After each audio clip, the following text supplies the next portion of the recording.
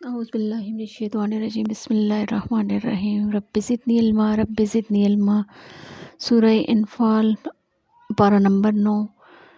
یسألونک عن الانفال آیت نمبر 1۔ مومنین کی صفات اور ان سے مطلوب۔ مومن تو وہ ہیں جب ان کے سامنے اللہ کا ذکر ہوتا ہے تو ان کے دل لرز جاتے ہیں، ایمان بڑھ جاتا ہے، اعتماد قائم ہو جاتا ہے۔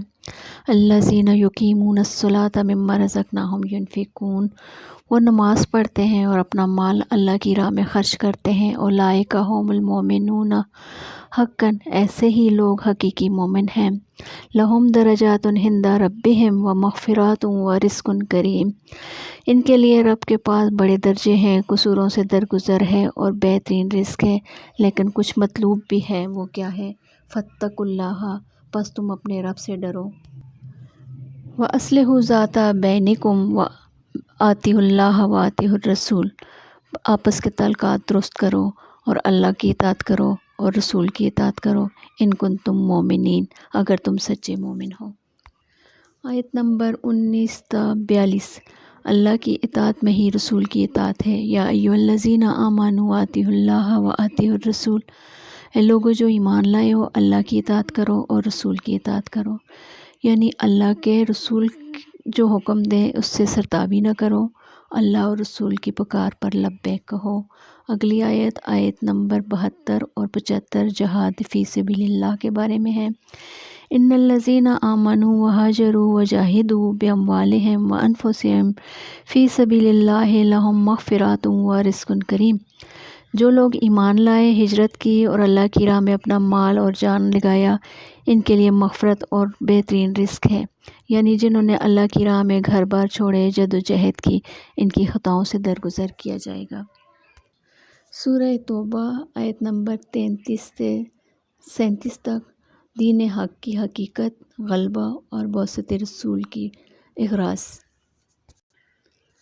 هو الذی ارسل رسولہ بالہدی ودین الحق لیظہرہ علی الدین کلہ، وہ اللہ ہی ہے جس نے اپنے رسول کو ہدایت اور دین حق کے ساتھ بھیجا۔ آیت نمبر 38۔ دنیا کی زندگی کے متعلق کہ دنیاوی زندگی کا یہ سب سر و سامان آخرت میں بہت کام نکلے گا۔ انسان کو خواہ کتنا ہی سر و سامان یہاں مہیا ہو، آسائشیں مہیا ہوں، لیکن موت کی آخری ہچکی کے ساتھ ہی ہر چیز سے دستبردار ہونا پڑے گا۔ موت کے بعد اگلے جہاں میں کوئی چیز بھی ایسی نہیں ہے جو انسان کے ساتھ منتقل ہوگی۔ ہاں، وہ چیز ہوگی جو اللہ کی رضا میں قربان کی ہوئی ہوگی، جس کی محبت پر تم نے خدا اور اس کے دین کی محبت کو ترجیح دی ہوگی۔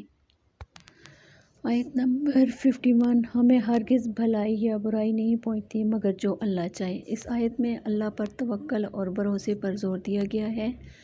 اہل ایمان کو یہ معلوم ہونا چاہیے کہ ہر چیز پر وہ قدرت رکھتا ہے اور اس کے حکم کے بغیر کچھ بھی نہیں ہو سکتا۔ وہ اللہ کل شیء قدیر۔ آیت نمبر 58 سے 60 تک مصارف زکوٰۃ اور صدقات کے بارے میں ہے۔ صدقے اور زکوٰۃ کے مستحق کون لوگ ہیں؟ فقیر، مسکین، جو صدقات کا کام کرنے پر مامور ہوں، تالیف قلب جن کی مطلوب ہو، گردنیں چھڑانے کے لیے، قرضداروں کی مدد کے لیے، رائے خدا کے لیے اور مسکین کے لیے۔ اگلی آیات منافقین، مومنین اور جہاد کے بارے میں ہے کہ منافق مرد اور منافق عورتیں ایک دوسرے کے ہم رنگ ہوتے ہیں اور مومن مرد اور مومن عورتیں ایک دوسرے کے رفیق ہوتے ہیں۔ ان کا کام نیکی کا حکم دینا اور برائی سے منع کرنا ہے۔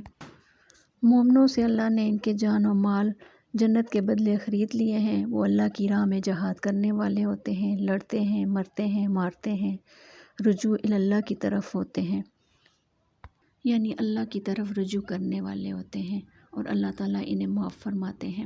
سورۃ توبہ کی آخری آیات، حسبی اللہ لا الہ الا هو علیہ توکلت وہو رب العرش العظیم، میرے لیے اللہ کافی ہے، کوئی معبود نہیں اس کے سوا، میں نے اسی پر بھروسہ کیا، وہ مالک عرش عظیم کا۔ سورہ یونس آیت نمبر 1 تا 2۔ قرآن حکمت سے لبریز ہے، جو اس کی طرف توجہ نہیں کرے گا وہ حکمت سے محروم رہ جائے گا۔ آیت نمبر 3 تا 10۔ بندگی رب کے بارے میں کہ اللہ ہی تمہارا رب ہے، لہٰذا اسی کی عبادت کرو، اسی کی طرف پلٹ کر جانا ہے۔ آیت نمبر 19 کہ اللہ تعالیٰ نے پوری دنیا کو دین فطرت پر پیدا کیا۔ وما کان الانسان الا امۃ واحدۃ فاختلفوا، کہ ابتداً سارے انسان ایک ہی امت تھے، بعد میں انہوں نے مختلف عقیدے اور مسالک بنا لیے۔ آیت نمبر 75 حضرت موسیٰ علیہ السلام کا ذکر، فرعون کا ذکر۔ آیت نمبر 109 آخری آیت، اللہ تعالیٰ اپنے نبی کو صبر کی تلقین کر رہے ہیں کہ اے نبی، اس ہدایت کی پیروی کیے جاؤ جو آپ کی طرف وحی کی گئی ہے۔ آپ صلی اللہ علیہ وسلم ان پر حوالے دار نہیں ہیں۔ جو سیدھی راہ اختیار کرے گا اس کی راست روی اسی کے لیے ہے، جو گمراہ رہے گا اس کی گمراہی اسی کے لیے تباہ کن ہے۔ صبر کرو یہاں تک کہ اللہ اپنا فیصلہ کر دے۔ فاصبر حتی یحکم اللہ وہو خیر الحاکمین۔ وآخر دعوانا الحمد للہ رب العالمین۔